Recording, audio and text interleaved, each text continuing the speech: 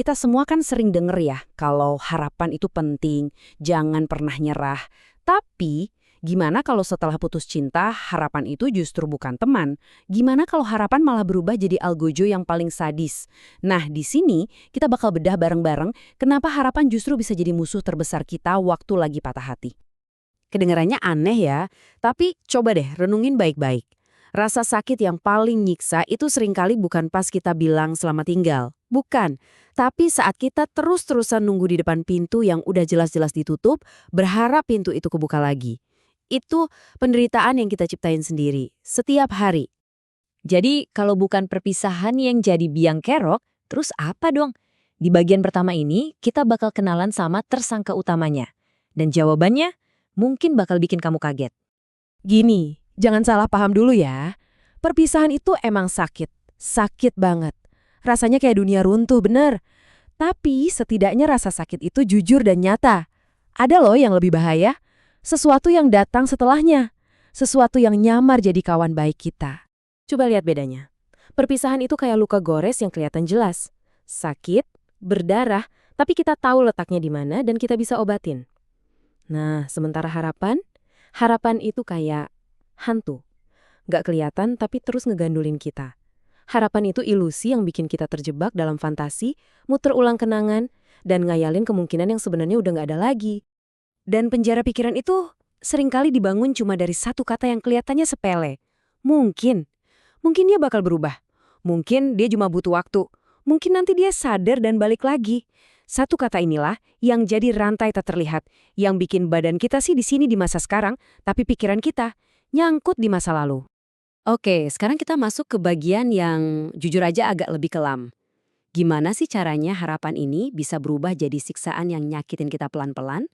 Tapi pasti. Kamu mungkin pernah dengar mitos kuno tentang kotak Pandora kan?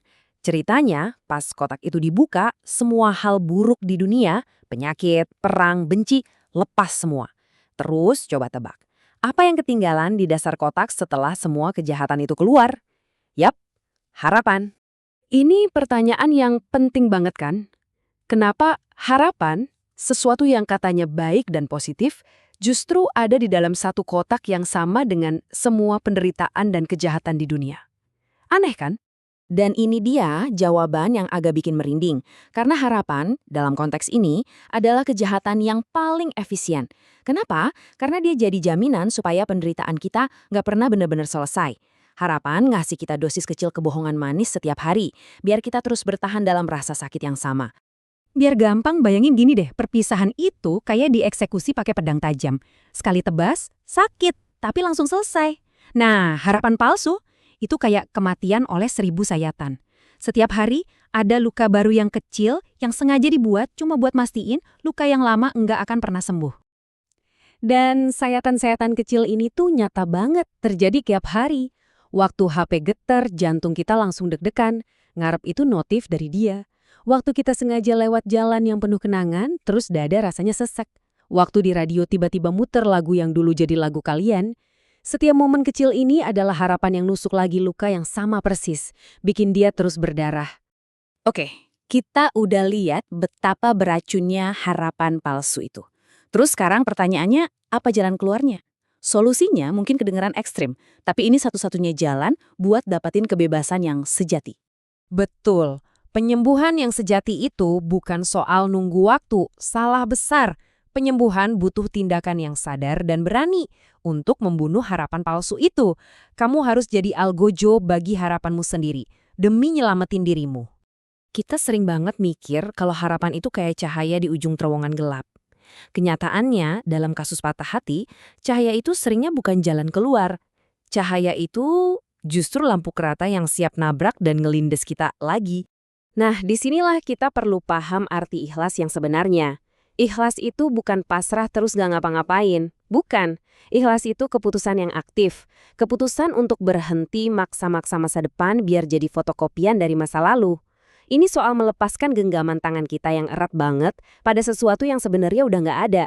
Ini mungkin kedengaran pahit banget ya, tapi ini kebenarannya. Berani mengakui ke diri sendiri kalau semuanya udah benar-benar berakhir, itu emang menyakitkan di awal.